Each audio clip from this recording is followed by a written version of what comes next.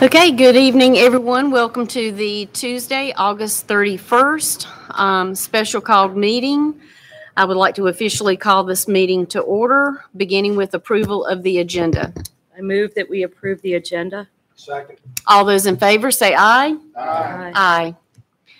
Okay, with us tonight is Deborah Stagner. We're going to have a review of the voting districts now that we have received the 2020 census data. So I'll turn it over to you. Thank you all for having me this evening and for making a special meeting to address this. I want to tell you a little bit about myself and Blake Esselstyn, who's a demographer on the line. I wasn't able to join in person, but he will be covering some of the information tonight. I'm a partner at the law firm Tharrington Smith in Raleigh. I worked with the Board of Education 10 years ago on its redistricting after the census then.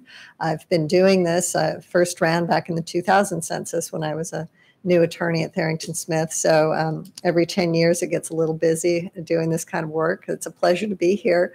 Redistricting, just because I don't believe any of you were on the board at the time when the board last did this. Redistricting is not what school folks normally think about when you talk about redrawing the lines for attendance areas. This is adjusting the lines of the voting districts in accordance with the population shifts, and that's why it's timed with the census. And so for any government entity, local government entity or the state as well, that uses true election districts, this means redrawing those lines every 10 years to account for population shifts. So I am this year, I am associated with a number of other attorneys with something that's called the Local Redistricting Service, which is a project of the North Carolinians for Redistricting Reform. And that is a group of attorneys that have experience in this area and demographers such as Blake to provide that redistricting expertise to local governments that use districts to elect their members. And the commitment is to an open, public, and nonpartisan process. And that means that we will do all of our work in open public meetings and solicit public input. And that we won't use party or election data in drawing the districts. So I want to these are the topics we're going to cover tonight. So who needs to redistrict, demographic changes, some legal considerations, and an overview of the process as well as the timeline that we will be under. This year, because the census data was so badly delayed, our timeline is very compressed. Normally we expect to get the data in March. And so we have from March until December to draw districts and talk with all these local governments. I've burning up the road all over the state, going to different meetings because we're also working with cities and counties that have to redistrict that use election districts. So we'll try to cover these. And as we go through, and this is meant to be informal, please ask me questions. We can do that along the way or wait till the end.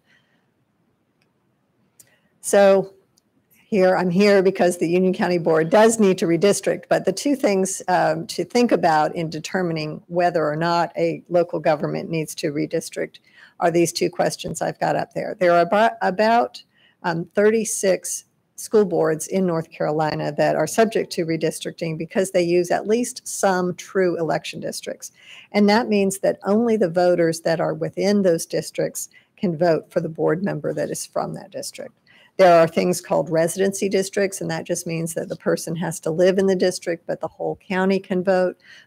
You all don't have that. You obviously have election districts, and we'll go over those in a minute. The other question to determine whether or not a board needs to consider redistricting is whether or not the population among those election districts is within the permissible deviation range. And so we'll get into that as well, and that's what Blake will be talking to you about. So these are your current districts that I drew for the board in 2011. As you will see in a little bit later, and you see some more sophisticated maps, the technology has improved greatly since then, but this should look familiar.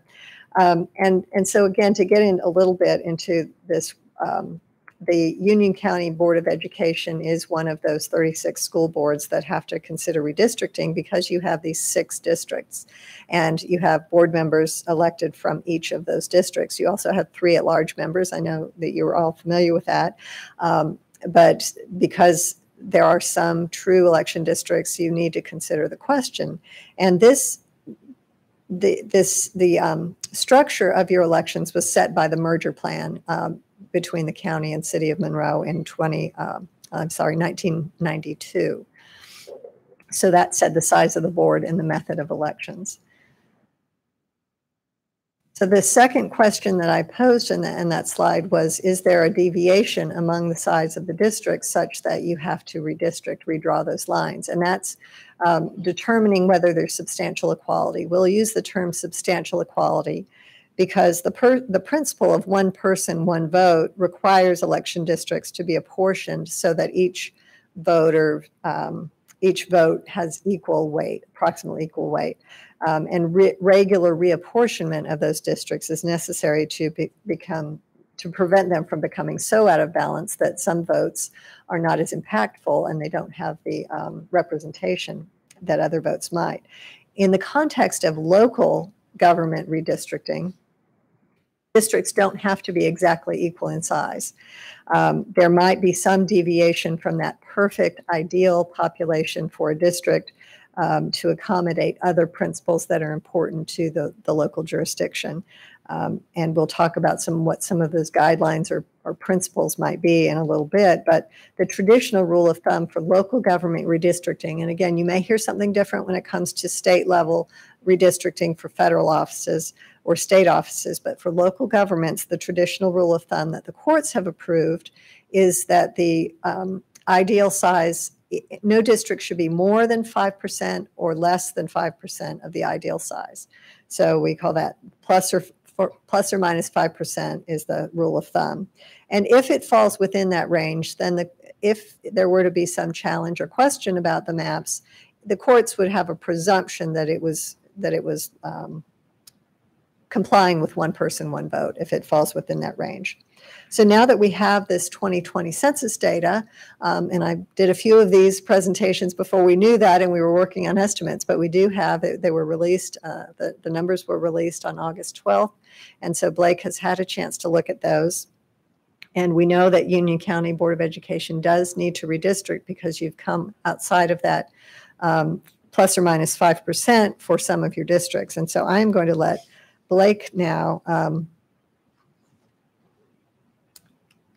talk about the maps. And Blake, I've just pulled up the change in North Carolina county population from 2010 to 2020 map, if you want to start talking about that.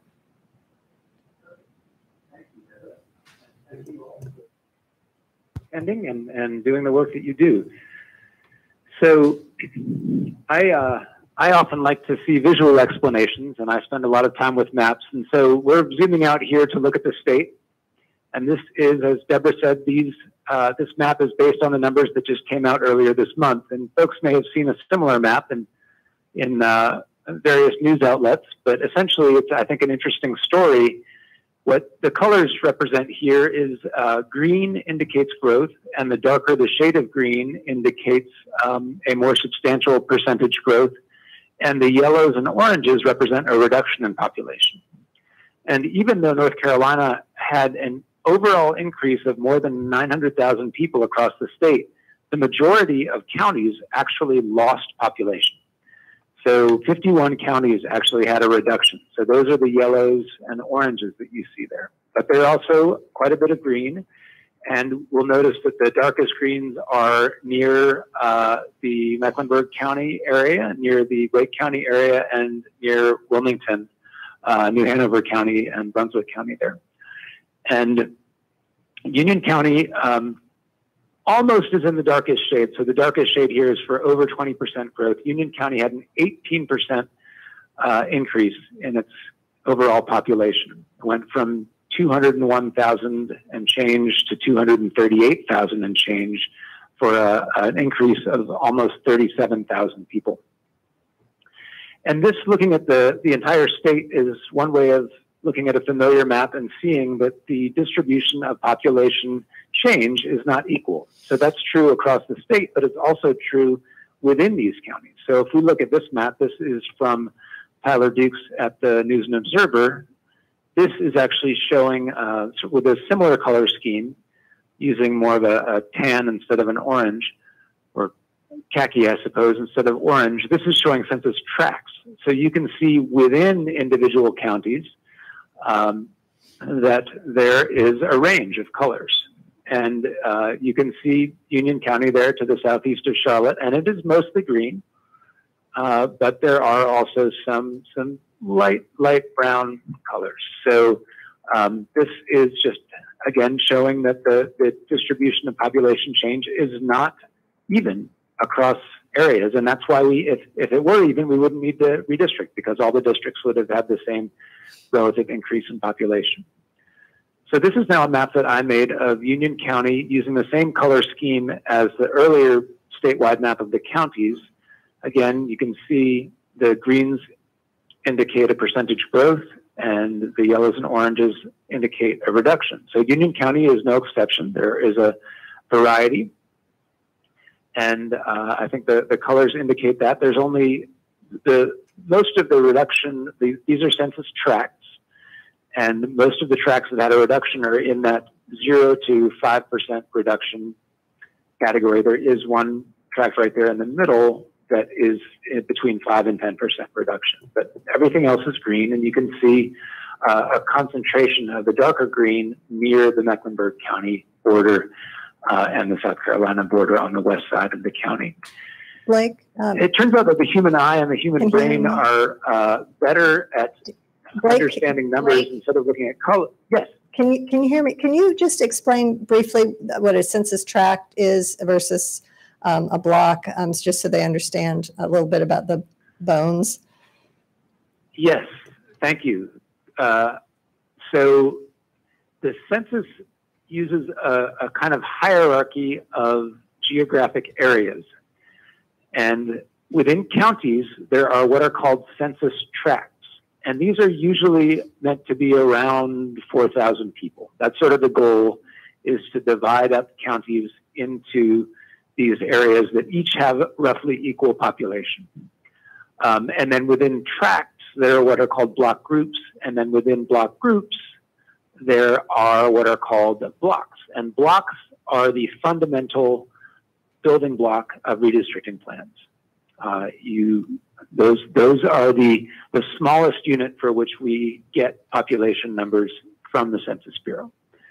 So this is not as fine-grained as looking at the blocks, but it's hard to compare 2010 and 2020 blocks because there are a lot of blocks now in Union County that didn't exist in 2010. But the tracts are more or less the same. So it makes it easier to compare 2010 and 2020 if you're looking at tracts. Is that helpful? Yes, thank you. Sure. So I was mentioning that color can be nice to look at, but often the human eye and the human brain are actually better at absorbing and retaining quantitative relationships if you see them in terms of size.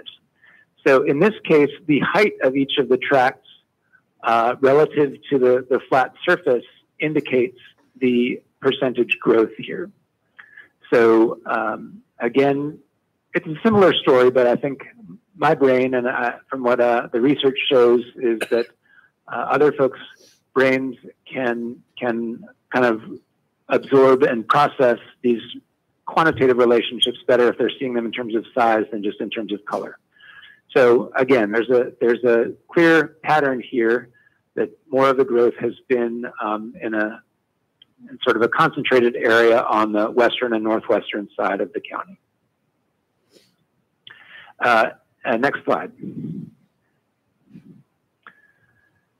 So this is just another map showing the same districts that Deborah was talking about. And as we mentioned earlier, the 2020 population is now a little over 238,000, but it's helpful when we think about the ideal district population. The math works out nicely. That's close to 240,000. And if we divide that by 6, it gives us a nice roundish number of 40,000, which is about the ideal population. In fact, the ideal population is actually 39,711, but that's close enough to 40,000 for the purposes of this discussion. So going forward, we can think about the ideal population of each of these districts needing to be more like 40,000. And so this slide, if you move to the slide that has the chart, actually shows the population of each of the districts represented as a bar on the bar graph. So on the left-hand side of that bar chart, you can see the population. Each of the labels is an increment of 10,000. It's hard for, I haven't been able to get the video yet, so I'm not sure what you all are looking at it on a screen. But if it's hard to read those labels, each of the labels on the left-hand side of the bar chart is an increment of 10,000. And the numbers along the bottom just indicate the number of the districts, and the colors correspond to the colors on the map.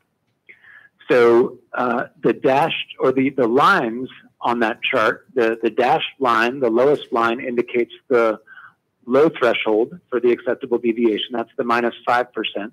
The solid line in the middle is the ideal population, and the dotted line across the top is the high threshold. So this shows visually that districts 2, 4, and 5, the green, yellow, and pink, fall within that acceptable deviation, but districts 1 and 3 are below, and district 6 is above. So this is just another way of indicating that the districts are not within the acceptable deviation ranges, and that new districts will have to be drawn. And just one, if it's helpful, if you think about the ideal population as being roughly 40,000, the range then, the plus or minus 5%, is 2,000 roughly on either side. Is that the room we have to work with in terms of population? And I will turn it back over to Deborah. Thank you, Blake. So we have here just, we'll get into the process a little bit now, and who's responsible for redistricting. Well, that's this Board of Education. There is no local act or court order that would direct you how or give you any criteria about how to redistrict. The new maps do not have to be approved by the voters or any of the county commissioners or any other entity or body.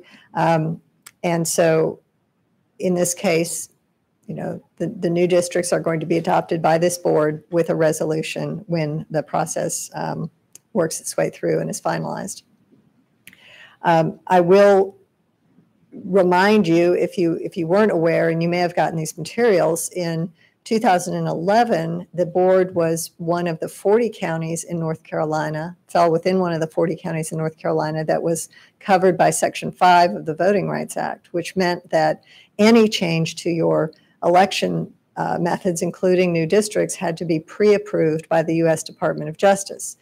In a 2013 decision, the U.S. Supreme Court struck down that requirement as part of a case challenging the portions of the Voting Rights Act. And so this time, there is no requirement to get these districts or these new districts pre-cleared or approved by the Justice Department. So the legal authority for redistricting is North Carolina General Statute 115C-37I, which just says the local Board of Education shall revise electoral district boundaries from time to time to correct those population imbalances among the districts shown by the federal census, and that you are supposed to use the data derived from the most recent federal census. So there are limited rules in the statute, guidance about how you redistrict, other than making sure that you're within that compliance of the 5%, which comes from court cases about substantial equality among the districts. But aside from that, the next question is, what can the board consider and what can the board not consider?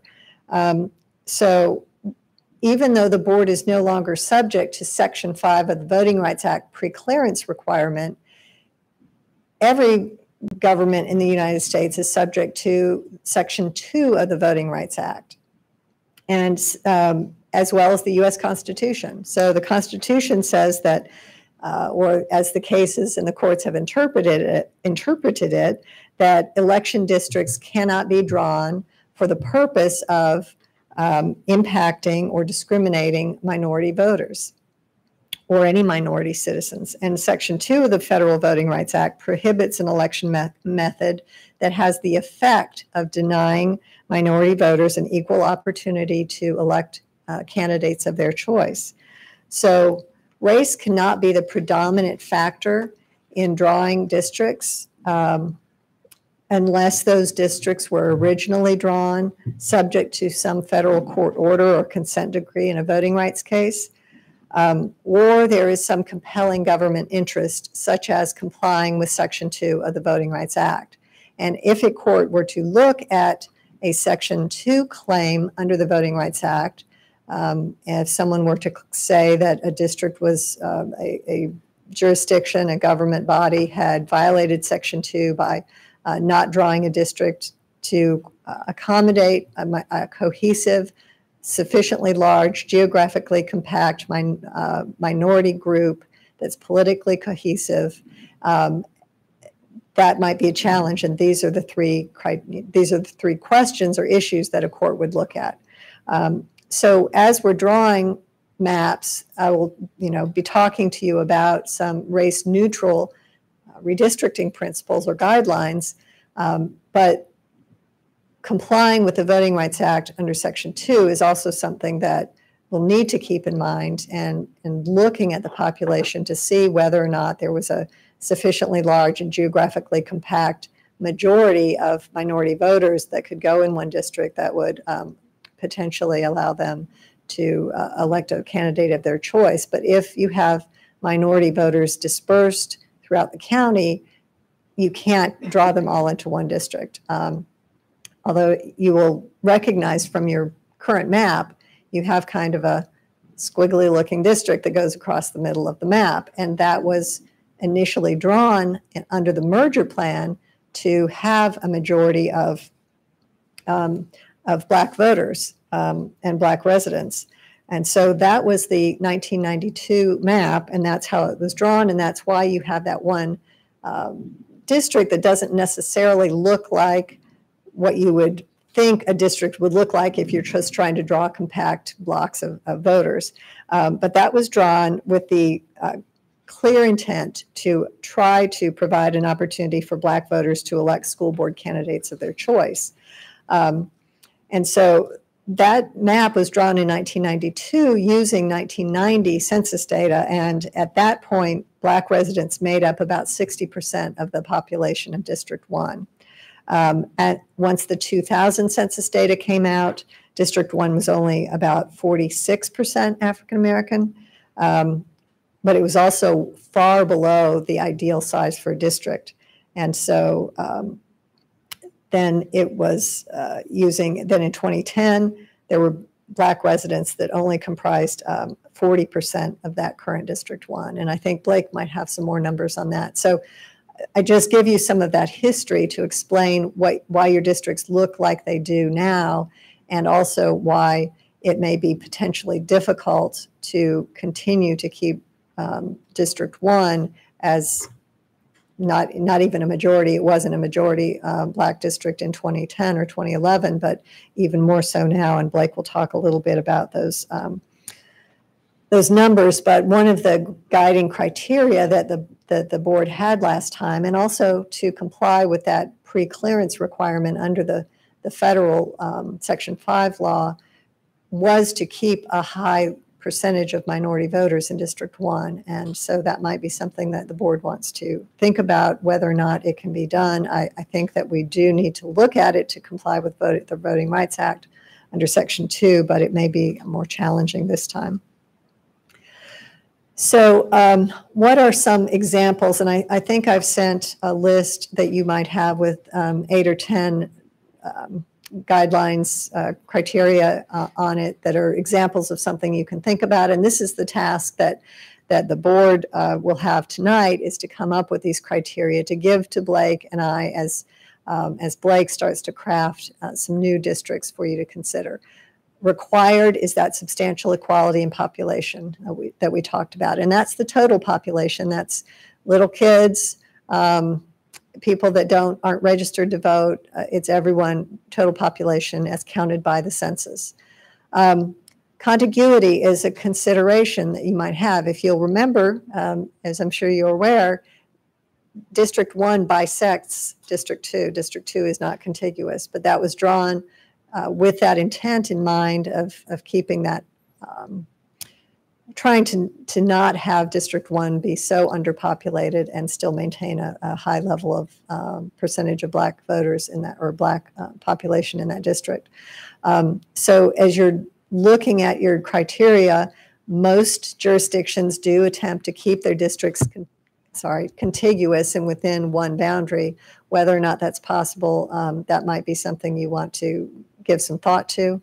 Other administrative boundaries, when it's a county-wide redistricting, to the extent it's possible, some jurisdictions want to keep those towns, those voting precincts, those townships together. Sometimes it's not possible, but that might be something that's a priority for the board.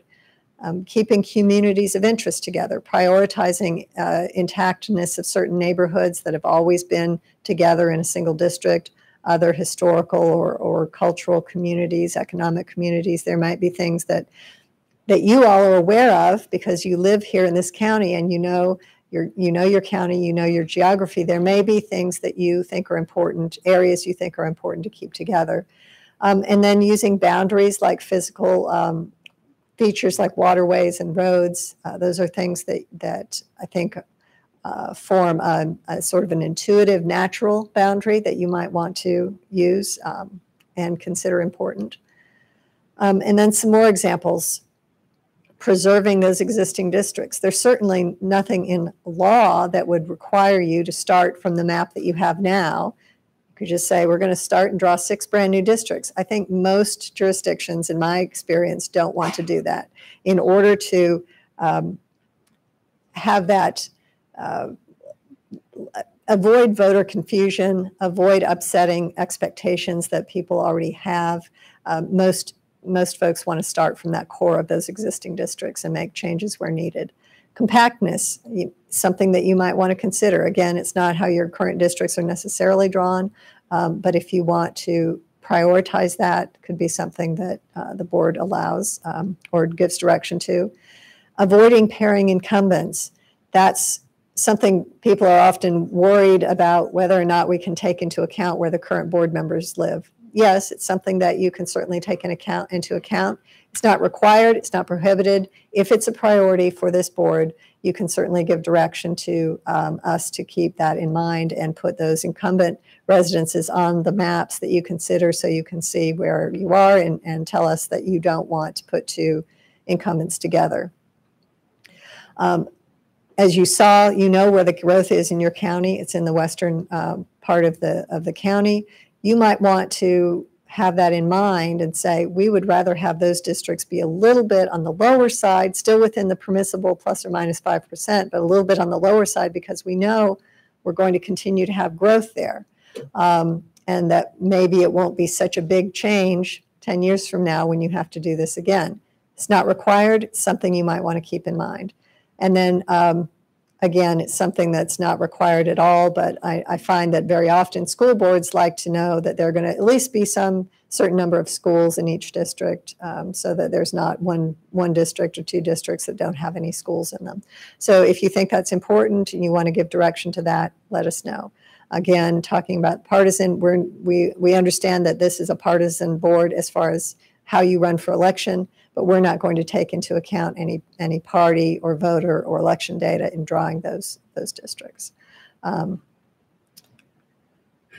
So now just go through the process a little bit. The first 2 steps on this chart are to determine the need to redistrict, which we've covered, and then adopting those redistricting criteria, those guiding principles, to give some direction to the guy who's actually going to draw the maps.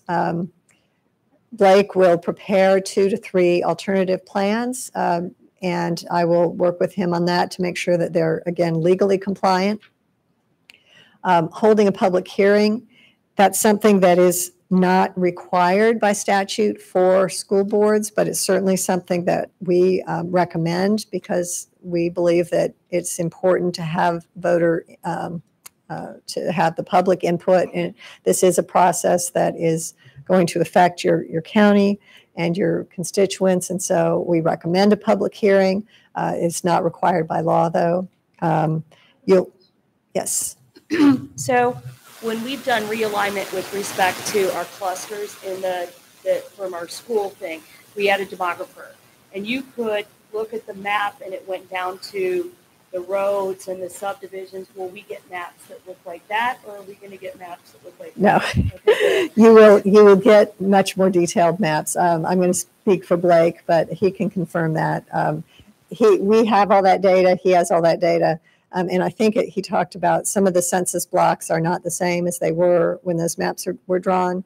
And so, it's hard to do an apples to apples comparison.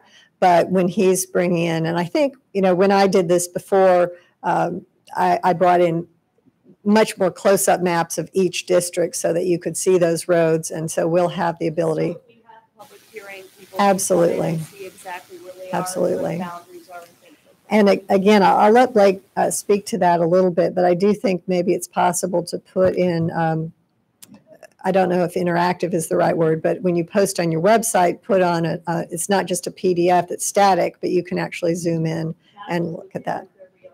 Yeah. It was very good because a lot of people could go on it and see the different changes and things like that. Absolutely. Very helpful. Absolutely. I would also request that it would be helpful if we could take the current map and just be able to show what the 2020 numbers are so that we can know what our existing clusters, the 6 districts look like. Absolutely. Absolutely.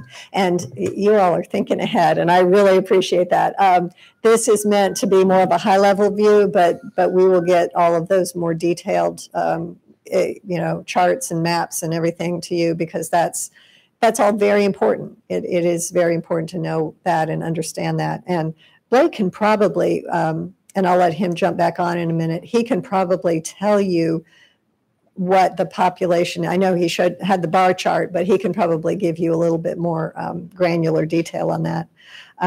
So I'll finish talking here and just say that once we present, and I think last time we maybe just brought one plan because it was the only plan that we were able to draw to get all the criteria that the board wanted, especially with respect to District 1. So depending on how things shake out, we will bring, up to 3, but maybe it won't be possible to draw 3, but we'll bring some plans for the board to consider. The board can give direction, get input from the public, give direction on whether any revisions are necessary.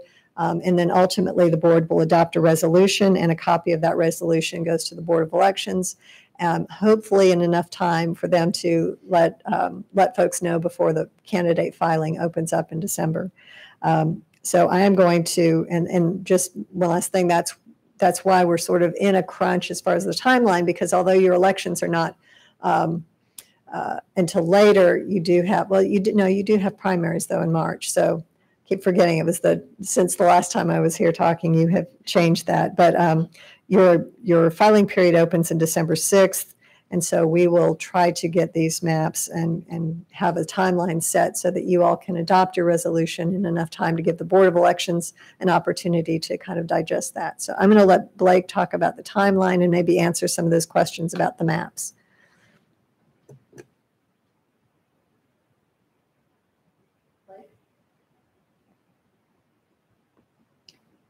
Blake, you still there? Yes, can you hear me? We can now. Okay, I'm sorry, I had muted myself because there was a fire truck going by and I forgot to unmute myself. So I can see the video now, by the way. And so the timeline here is a quite simple timeline. As Deborah mentioned, there were some conversations happening before we got the data, and it wasn't entirely clear when the data were going to arrive and if they would be in a usable format. But now we have the data, we are able to work with them, and you can see that what this timeline shows is going from this month to the end of the year. And really the important thing to look at here is the purple bar. So we've got from today until November 17th. That is not a chiseled in stone deadline for school boards, but it is the deadline that the General Assembly has set for counties. That is a little bit before the filing period. As folks may recognize, the filing period is actually, I believe, December 6th, and that's shown in the orange bar there. But the local boards of elections and the state board of elections do need processing time in order for them to get their databases in order before candidates start filing, to be able to make sure that the candidates who are filing in a district actually are, that their address is indeed in that district. So they have about 2.5 weeks for that processing time, which does include Thanksgiving. So the purple bar we're looking at is essentially 2.5 months. And there will need to be meetings within that timeline. For tonight would be the adoption of criteria. I would then come back, presumably at the next meeting. Deborah and I would talk through the draft maps. And then typically a third meeting would be for adoption of final maps, which could be a, they could involve some small revisions or some kinds of revisions to the draft maps that were presented at the previous meeting. And Tuesdays are a popular time for local government boards to have meetings. So there is some congestion, I would say, as far as our calendars and being able to make Tuesday evenings work. But we are looking forward to working with you on that. And it's going to be an exciting 2.5 months. And I will say that I have met with Don Ogrum. I actually went and visited the county and spent some time there and talked with Don Ogrum from the facilities department, who had a wealth of knowledge about sort of demographic trends, and told me not only about the census information, but also as one of the board members mentioned, the demographer's information about forecasting future growth. And a lot of that is focused on the student population. And so just a reminder that for this process, we are looking at the total population. It's not the voting age population. It's not about registered voters. It is about the total population. So it's going to be a little different from the forecasting and looking at demographic projections that are focused on student population. As far as some of the initial analysis of the numbers as it pertains to race, District 1 appears to have depending on how you count it. So the Black voting age population often is counted as what's called any part Black, meaning people who identify as solely Black or as Black as well as one or more other races. So depending on which of those measures you use, it's in the neighborhood of 31, this is District 1, 31% to about 33% Black under its current configuration. And the county as a whole is about 11.3% Black voting age population based on the single race measure. As far as the exact numbers, I do have that table in front of me. Part of the reason I didn't include it in the slides is that there are a number of split blocks. So these numbers are going to be close to accurate, but until we resolve the split census blocks, and again, as I mentioned, the census blocks are the most basic unit by which the Census Department, Census Bureau measures population. So if there's a block that has 100 people in it and it's split in half, we don't actually know if that means there's 50 people in one district and 50 people in the other, or 70 and 30, or 90 and 10. So the new districts will have to be drawn to resolve that. But in the meantime, I think the key numbers that are that I can give and would be also easy to write down is that District 1 is below the ideal population by about 19.4%. District 3 is below the ideal population by just about 9%. And District 6 is above the ideal population by 22.5%. So those are the significant outliers. But if you, and if Deborah might want to go back to one of those slides showing the districts, one of the earlier slides, you can see that 1, 3, and 6, they do touch each other, but it is likely that the districts, even the districts that have acceptable populations now, that those district boundaries could be shifted as well.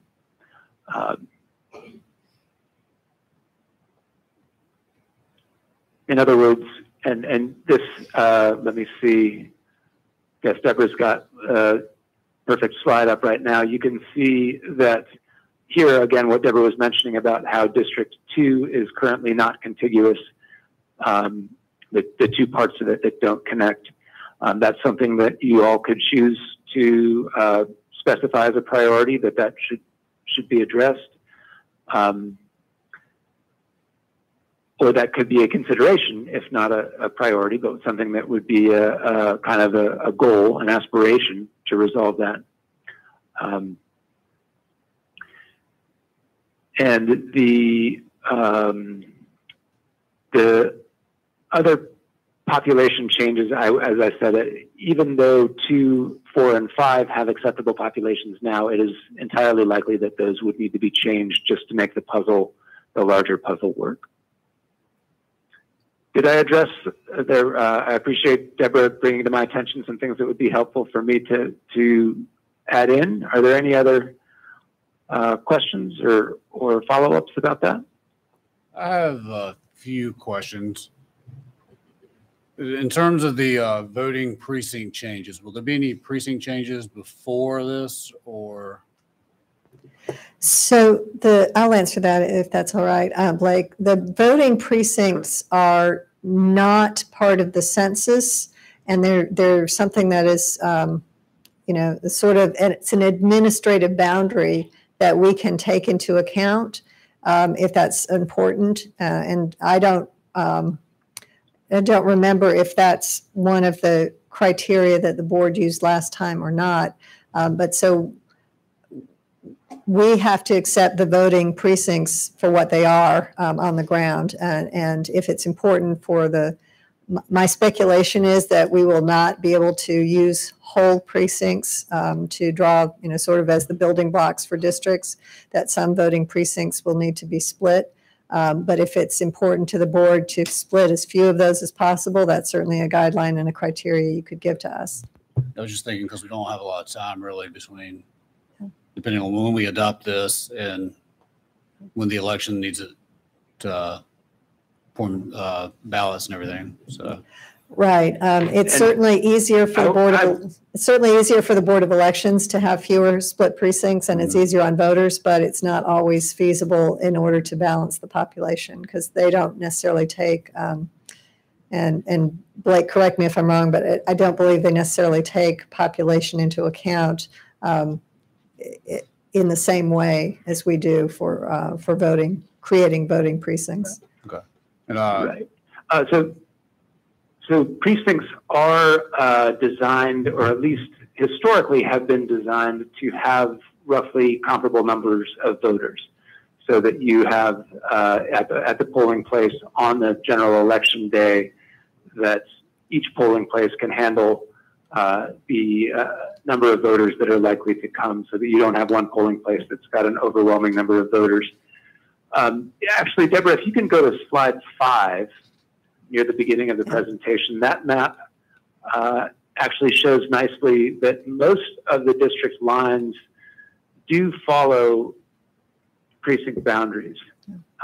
We keep going to I think this Or is, is that, no, I think it's, I think is this that is, 5-5? Okay. this is the Can one you that see? has. Yes, yeah. yep. So it may be a subtle distinction, but there are places where the boundaries of the districts just look like a sort of slightly thicker dark gray or dark blue line.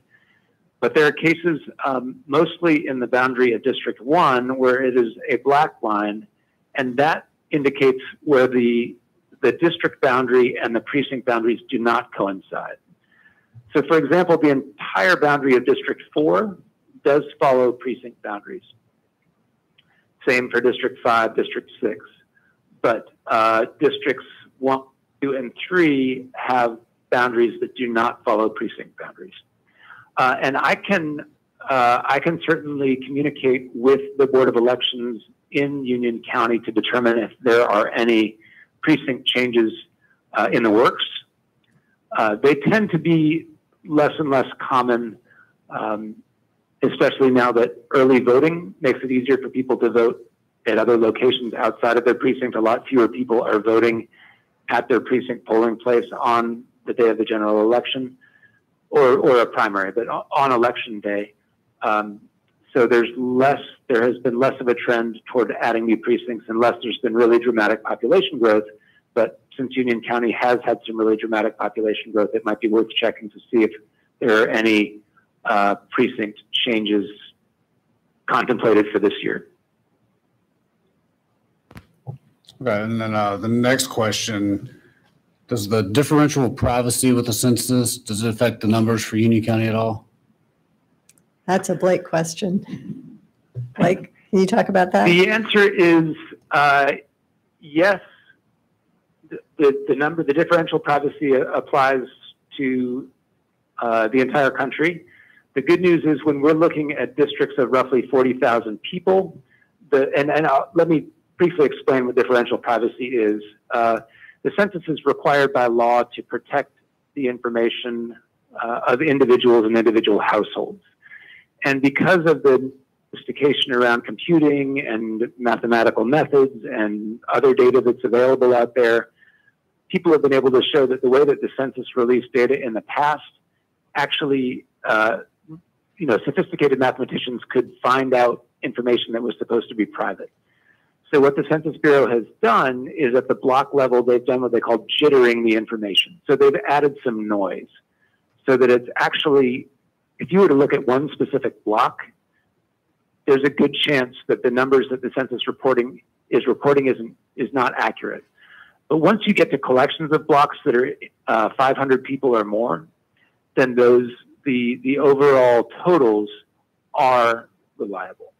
So since the districts that we'll be putting together are based, are in the neighborhood of 40,000 people, I really don't see the differential privacy as having a significant impact on this process. Okay. Next question, with the 1992 merger, what was in the guidelines for that? I've been told it included like keeping the whole city of Monroe in one district. The merger plan said how many districts, what the composition of the board was, and set out those initial districts, but it didn't have any prescriptions on future drawing of districts. So there was, and certainly may have been an intent at the time for certain things to occur, but there's nothing binding in the merger document that says how you have to draw them going forward. Certainly keeping the town of Monroe together, if that's a priority of the board, that's something that we can attempt to do. If there's a priority, again, to keep any particular municipality together, that's a guideline that the board can give direction to us to do.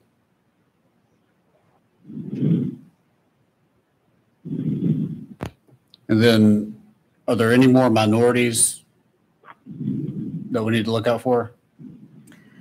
So there are, as I mentioned, there was a desire under the merger plan to keep District 1 with a majority Black population in order to avoid retrogression, which is the term that the Justice Department used in reviewing those plans under preclearance. So in 2011, we had to show that there was an effort made to avoid retrogression, which means weakening the ability of Black voters in District 1.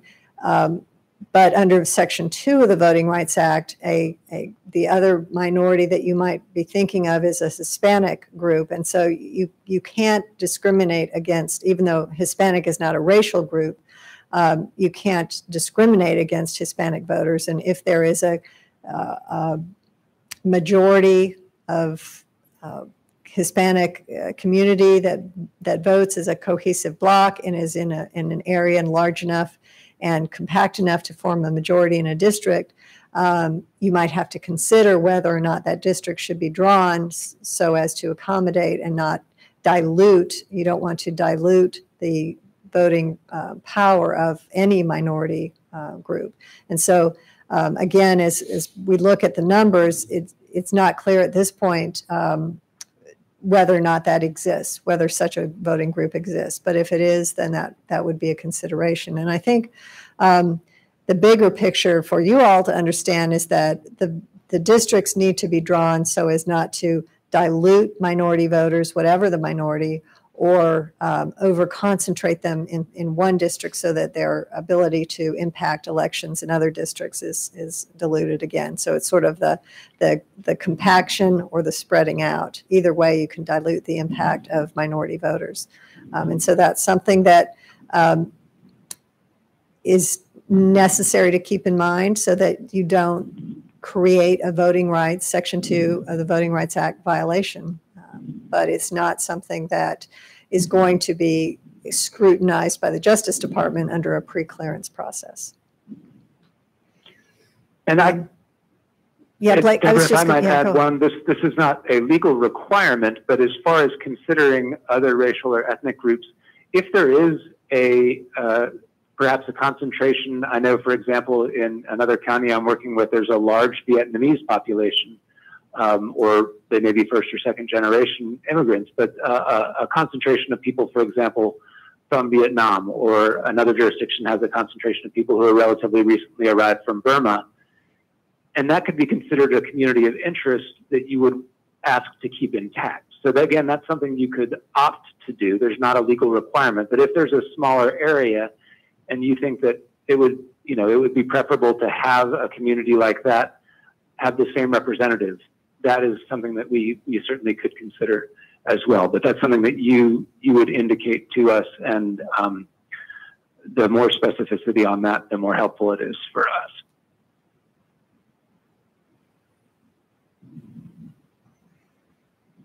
And we can have a 4,000 swing, I guess is what it would equate to.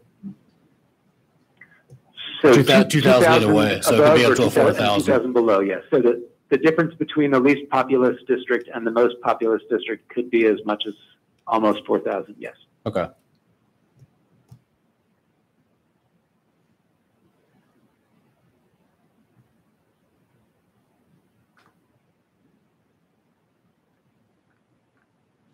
Any other question? That's the end. I should go to the question slide, but I thought I'd keep the map up. We finished with the slides, the presentation, so now it's just question time.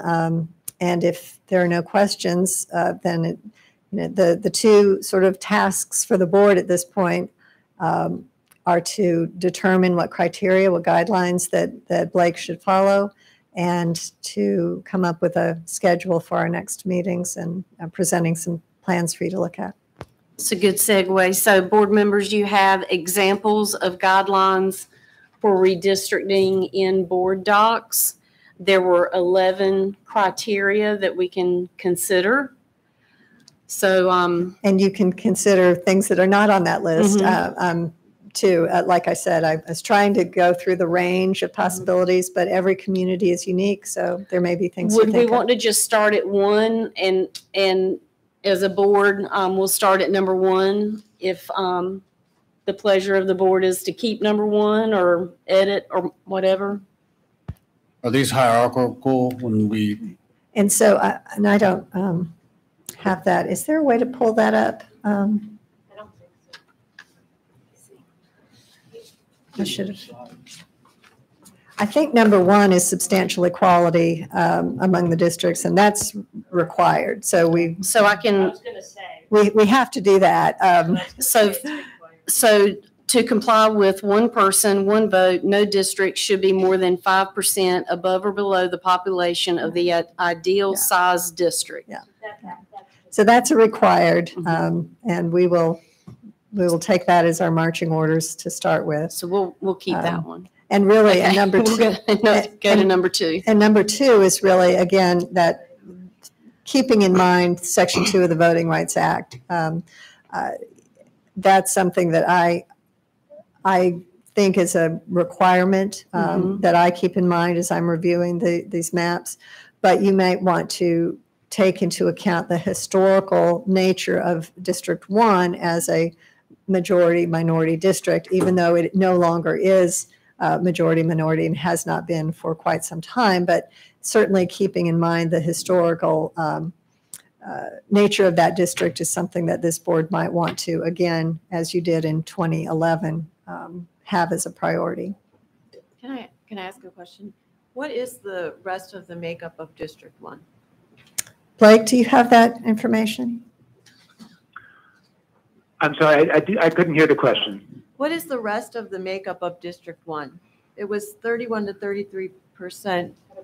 Oh, sorry, 31 to 33% Black, but I was wondering what the rest of the percentages were for District 1. Okay. I actually, in my analysis, was focused mostly on the minority populations. I did look at, so District 1 is almost 29% Hispanic. And there is an other race category, and that is about 0.6%. And then 2 or more races is 3%. I did not specifically get a number on white or Asian or Native American or I get Asian and Pacific Islander. I don't have those in front of me, but that is, thank you for asking that question, because the Hispanic population is a significant number. So in terms of thinking about minority population, it might be possible, even though majority Black district is probably no longer feasible, to have a district that is minority white. In other words, where communities of color are more than 50% of the population. I should also clarify too that the way that the census has provided these is that the Black population specifically is non-Hispanic Black. So if there might be people from Dominican Republic who would classify themselves as both Hispanic and Black, but for the purposes of the census, it's the Hispanic category that takes precedence, and they would be counted as Hispanic and then non-Hispanic Black is another category. Blake, when you say that 29% are Hispanic, is that voting age, like you said earlier? Yes, good question. Thank you. Yes, we're voting age population. So 29% is voting age only. Okay. Yes, ma'am. Thank you. So that covers number 2. Is everyone good with number 2? Do we want to move to number 3? Okay. Districts should not split census blocks. And again, I say that's almost a requirement, because you can't get down into knowing, and maybe I should have written that as a way to say the new districts should resolve split census blocks, because what we have now are some split census blocks that will need to go all in one or the other. So we don't want to keep those split census blocks in your new plan, because it's just impossible to count accurately how many people are in there. You have to attribute it all to one or another. Number 4, in order to minimize voter confusion, districts should retain their present configuration and avoid splitting voting precincts to the extent feasible. Yep. Okay, number 5, after first taking other guidelines into account, efforts should be made to keep districts reasonably compact. Given our current ones. I mean, Yeah, Reasonably, I guess. I guess the word is reasonable. I agree with you. They're not that way right now. Some of them are. I mean, it's hard to do in this county. I know. That's why I said reasonably. So with And- that, And I'll just, so you have maybe some competing interest. If you are avoiding splitting voting precincts and your precinct lines go like this, then it's difficult to have a compact district if you're following the precinct lines that are not necessarily compact. And another similar example would be if you choose to try and keep municipalities intact, a lot of the municipalities' boundaries are convoluted as well. So trying to perhaps, draw a line between Marvin and Weddington, if you were to draw the line between those, that might end up being a crooked line, even though the intent is about trying to preserve the municipalities without splitting them. Blake, in your analysis, how much of a differential in the how much in the differential in your analysis? How much in the differential between the census blocks and the municipalities are off?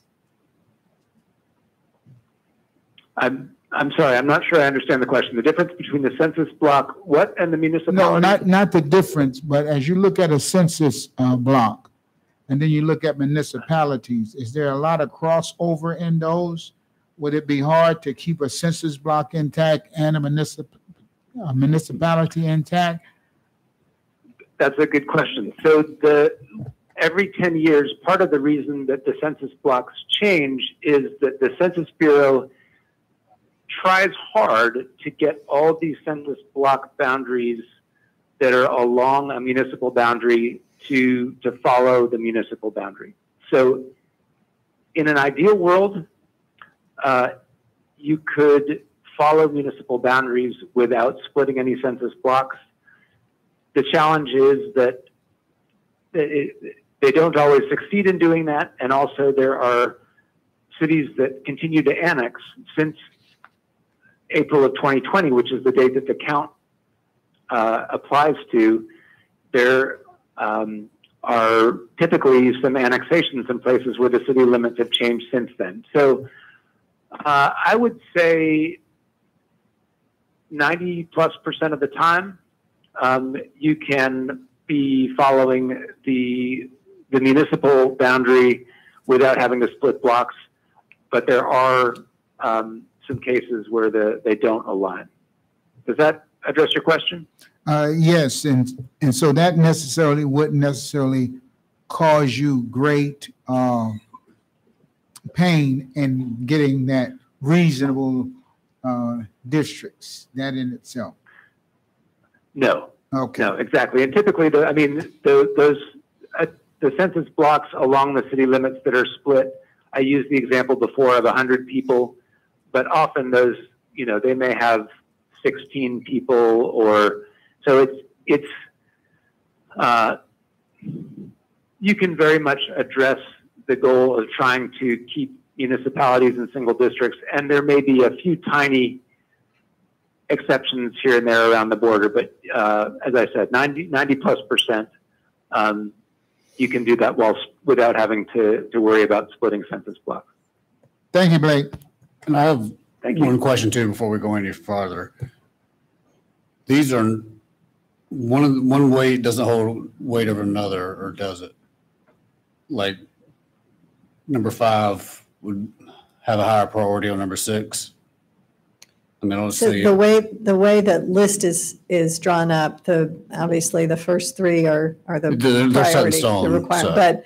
but the other ones don't. I mean, it really is, what does this board want to put as a higher priority? I haven't ranked them in any particular order. If you think it's much more important to keep voting precincts intact, then let us know that.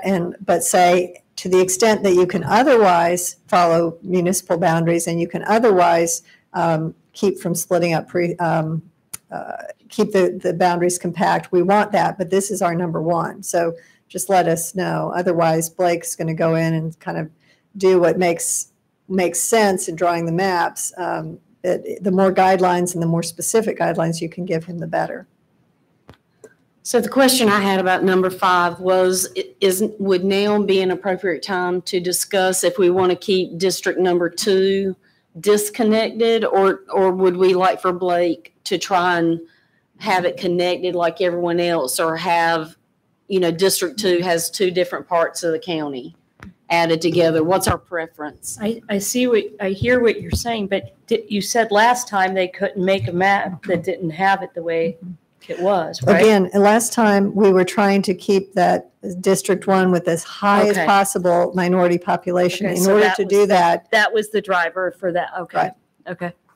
So what's the pleasure of this board? Would we like to have one District 2, or do we want to have 2 District 2s? I think just in general, contiguous is always good if you can do that.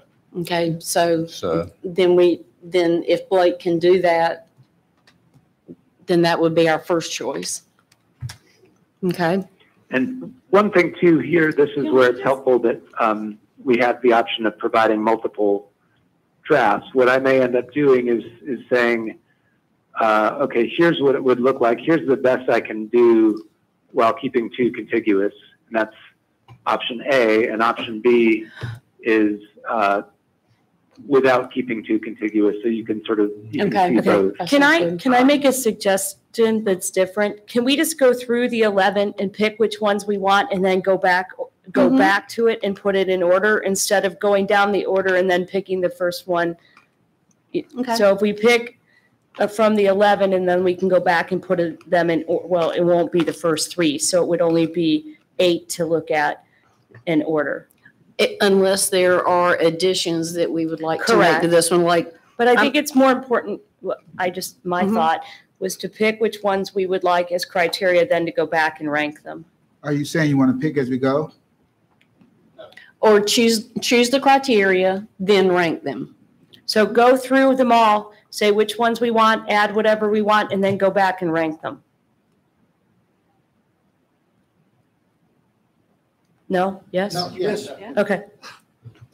And one question I had is the criteria that we want to have 1 high school in each district.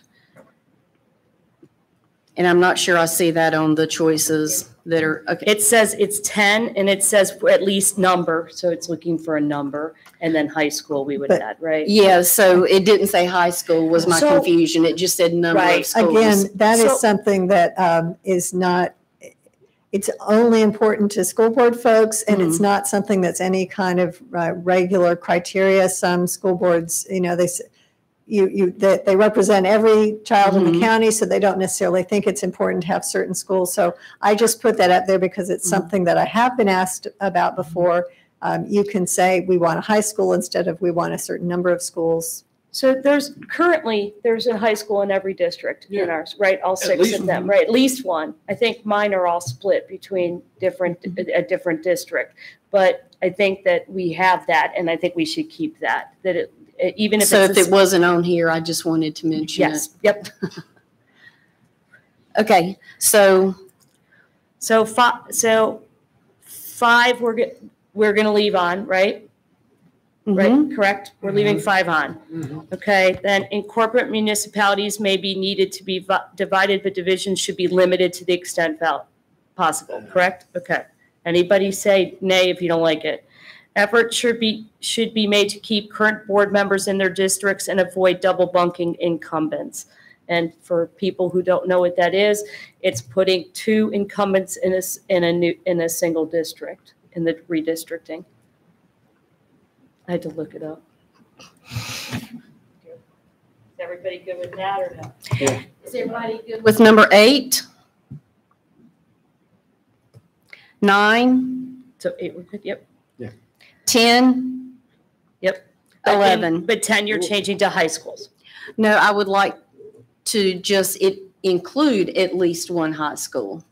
So each district should include at least one high school. So you want to change Correct. that so Middle it says school, high school, We could- middle school. middle school, high school, They because would they go average out to together. be roughly 1.8 or something like that, but it would be Okay. at least 2 for the majority. One will probably have 1, if I'm not correct, right? Yeah, And some of us will share. Mhm. right. Yeah. Right, like we do. Yeah. Yep. Yeah. I think 9 and 10 kind of go hand in hand because Yes, when they we do. redistricted previously, that was part of the criteria for that. What about number 11? To the extent possible, follow visible natural boundaries and geographic I mean, features. that's kind of, I don't really care about that. I don't see a need for I that don't right care now. about that. Yeah. Does anybody care about that? No. To the extent possible. Okay. So is there anything that a board member would like to be included that's not already on this list? Or anything on this list that we can cross off? I thought, are we crossing off number 11? I say we cross off 11. Me too.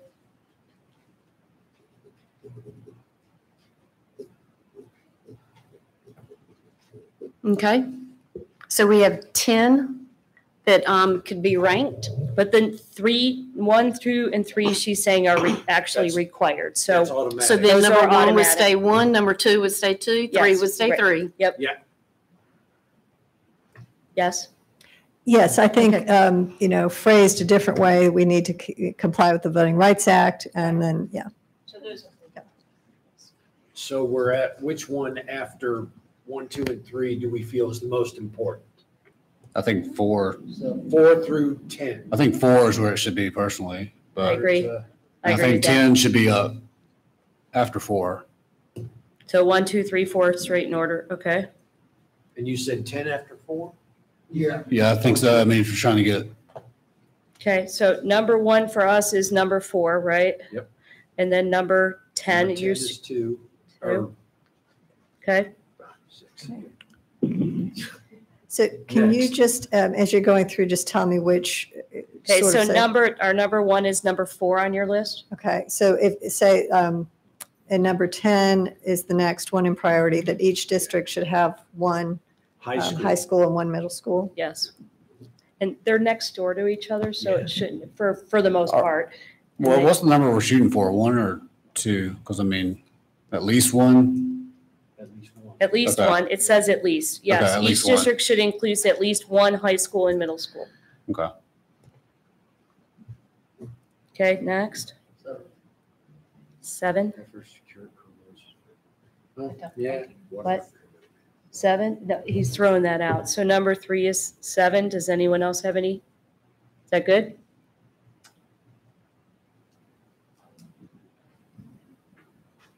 Okay. Uh, So Matt, what about number 5 on the list? Where do you want that to go in order? You brought that up first and then we switched to, So that's basically addressing District 2 being split up. Number 5. 5, right. I would- What do you think? You think that should be next, Matt? Or contiguous. He would like it to say reasonably contiguous. Yeah, Yeah, Yeah. instead of compact? Matt, I'm good with that. I mean, So what would that be? 6? I like compact and or contiguous or both. And contiguous. I like Yeah. and. Okay. Is everyone good with that? So that would be number 4. So number 5 is our 4th, which is after first taking other accounts, efforts should be made to keep districts reasonably compact and contiguous. and he's gonna do maps that show both. Okay, next, I we think, have 3 left. Incorporated I think the municipal. neighborhoods should go next and then incorporation. The neighborhoods, You mean municipalities? the or- neighborhoods. Well, that's what I was kind of saying. Oh, number 9. Yeah. Yeah. That's Yeah, not Yeah. splitting up neighborhoods. I like that. Because potentially you could get a Mhm. municipality that's listed neighborhood I like anyway, that. so. Yep. Okay, so number 9 is number 5. Left is number 8, consider areas of potential growth in the upcoming decade. And number 6, incorporated municipalities may be needed to be divided, but division should be limited to the extent possible. I think 6 should be And has- 6. Yep. Has precincts been addressed? The number? Yes, precincts Oh, I'm are, sorry. Yep, I see. Precincts my are bad. in number 4. Got it. Yep, which is number Got it. 1. Okay, so which one? Number 6 is number 6, Mhm. and then number 8 is number 7. So just so you have them, the first 3 are in, and then it goes, number 4 is 1, right? I'm sorry, you go. You go, sorry. No, you can carry on. No, it's okay. It's okay. So number 1, 2, and 3 are standing, right? Okay, then we have 4, 10, 7, 5, 9, 6, 8. Is that right? Right. That's, Okay. and we're dropping 11. 11's the one we're dropping, right? Okay. I think I've got it. I was going to ask, do you want that in the Do we motion have to form? vote? Yeah. Motion to approve As as As stated amended. by Second. Mrs. Merrill. second. Okay, all those in favor say aye. Aye. Aye. All those opposed? Motion passes 9-0. 8. Oh, 8-0, that's right. I did that all the last meeting. Okay, so we have our criteria. I guess all we have left now is deciding when our next meeting will be. And so 2 possibilities would be to have another special meeting on the 28th of September, or to have and I would characterize these as work sessions, or hopefully that, Okay. we'll have the maps and there can be some questions and back and forth and a little bit more informal setting. Or the 5th of October, which is a regular board meeting night, but Blake has to be finished by 5:30, so it would need to be, we could maybe do it that afternoon before your regular board meeting.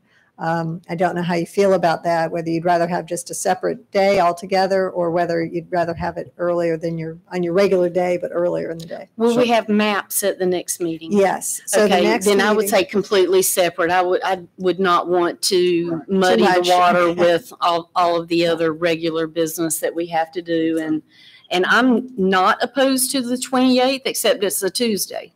Right, well, so we did, keep some Tuesdays that are off, normally it's the first or second Tuesday that are busy. So we did look at our calendars, and the 28th is available. Okay. You're used to meeting on Tuesdays, so we Mhm. put that one forward. And we could do the regular 6 o'clock. We could come earlier in the day. I think Blake said he could come earlier that day. I don't know. I'll let him pipe up if I've misspoke. Are you talking about the meeting on the 28th, and then we need one more for final approval? Yeah. Or public hearings. So you might want to, so the next meeting, either on the 28th or the 5th, would be to review the maps. They'll be out there for you all to consider, look at, and we can get into the nitty-gritty details of looking at what the boundaries are and where the streets are. And then have some time for that map to be out there in the public, for the public to comment on. And at that point, you might want to schedule a public hearing or have an opportunity for public comment at a regular board meeting about the maps, and in a way to collect input, whether it's someone they can call or somewhere on your website for them to put input, and then let us know whether we need to make any changes. And then the final meeting would be to adopt the plan. So Blake and I, under the agreement of our engagement, I will come to 3 meetings. Blake will come to 2 meetings. He can also, be available remotely if needed to answer questions. So it's really up to the board to decide where you want us and when we're most useful. Obviously, this next meeting is we both need to be there to talk through the proposals. And you might want one of us there if you decide to have a public hearing to explain the maps as well. Do I need to be there when you adopt a resolution? Probably not, but I'll have provided that ahead of time, assuming that the board, is down the road and you know which map you're going to adopt. Did you mention these will be served online for?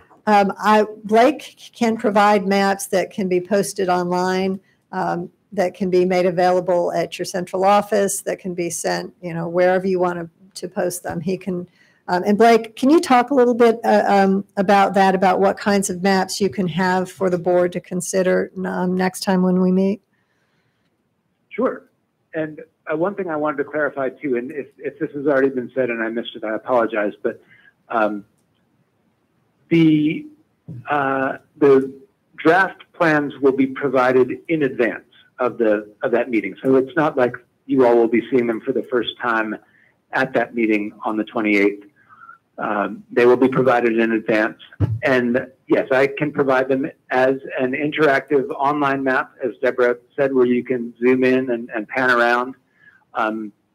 It's also easy to make a PDF. I know that in Don Ogram's office, they have a large format printer. I don't want to make any assumptions about printing resources, but I can provide a map that would be printed out large format, as well as individual maps of each district, showing the context for each district.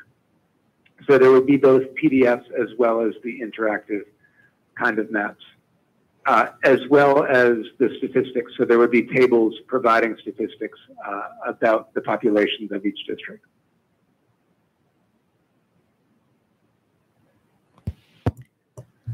Okay, is everyone good with September 28th for the next meeting to have our next discussion with the maps? And 5 o'clock, 6 o'clock?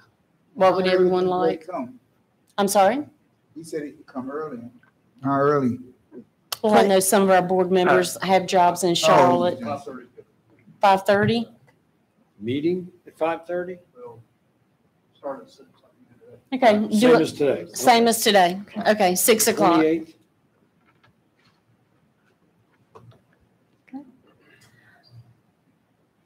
And the next one will be the public hearing. Do you want to go ahead and offer a date for that as well, or wait? I think we may have to look at our calendars, but I can email Okay. Michelle some opportunity or some different options, Is that if good? that's all right. Okay.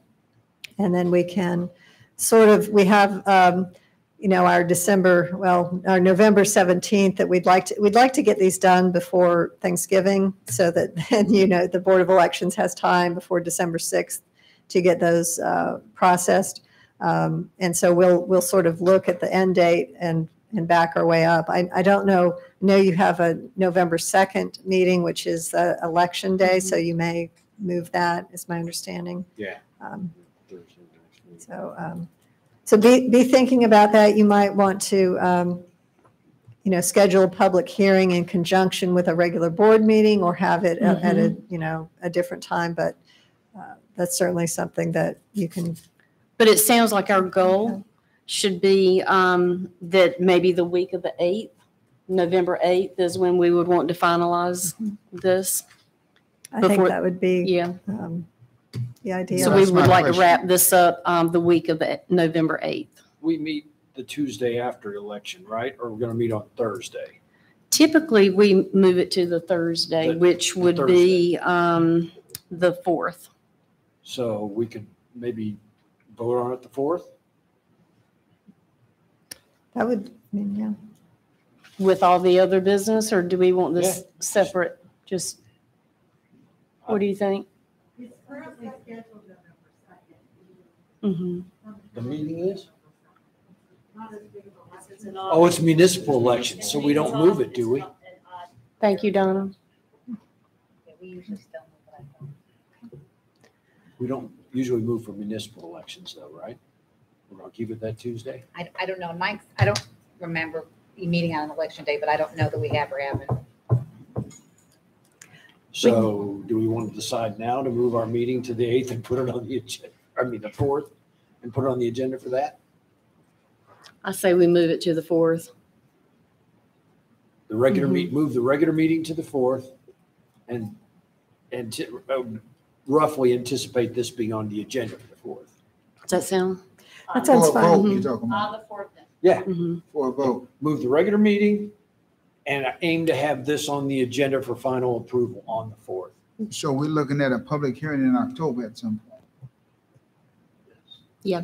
Okay, so that's my question. How much after the 28th of September would be a nice period for you all to be prepared to have a meeting, plus or minus? Yeah, I mean, I think the more time that the public has to look at the maps and give input, the better. 10 days is usually the standard for noticing a public hearing, although again, in this situation, it's not required.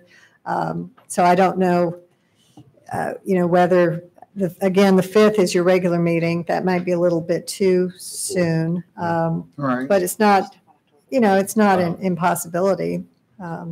If you didn't want to schedule another special Well, meeting. doesn't it kind of depend on what we see when we see the 3 maps? I mean, there might be one that's just knocked down. That's it. It very well could. Or one that's not, and so we're down to 2. So it might be, based on what he discussed about the different difficulties with the current map, you're going to try and come up with 3, and I got a feeling at least one of them is going to look pretty ugly. So that kind of brings it down to 2, which, I don't mean to sound flippant about it, but it might turn out to be a relatively Easy decision. easy decision. One just kind of jumps out that this is the only one that makes sense, and then, off we go. So we make that public hearing date predicated on that. So you may decide that you want to wait until you see the maps on the 28th to decide about a public Yeah, hearing, right. and whether it's worth setting a special day or whether you just want to allow some time at your Right. regular meeting for the public to talk about it. And Yes, there that may- sounds I mean, good. I think the last time the board had a public hearing in 2011, no one came to talk about it. It was in conjunction with the regular Well, I meeting. got a feeling our folks now will show up. Not So- these days. They come for different Well, they reasons. won't be coming right? for the maps, maybe.